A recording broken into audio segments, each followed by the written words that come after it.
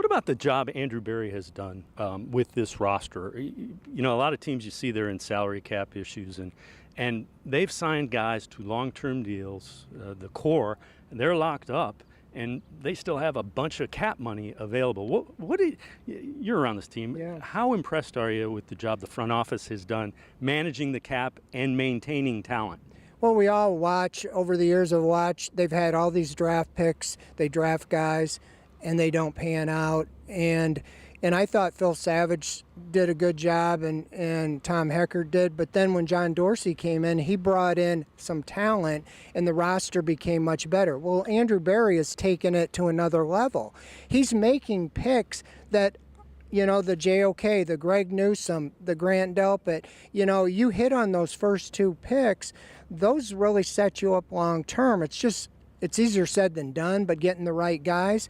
But with the salary cap, I looked the other day, over the cap had the Browns as the #1 team in salary, over $41 million. I know by signing these guys in the first year low, it's going to catch up with them, but they seem to be magical as far as the salary cap, and I think he's done a tremendous job, especially when you look at the draft. They always talk about that's where you build your team long term.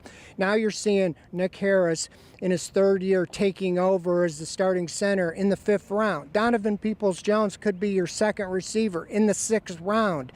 And then, like I talked about, the first two picks, you know, Delpit and Wills, and now you have Newsome and from last year, JOK. Those are where you really set yourself up long term. And so I just feel like that's why they were willing again to go all in with Watson, because they expect to be drafting at the bottom, and they felt like they needed the elite quarterback. And so I think Andrew Berry's done a tremendous job, you know, in putting the players together. You talked about how long I've been doing this. Yeah, 30 years or better.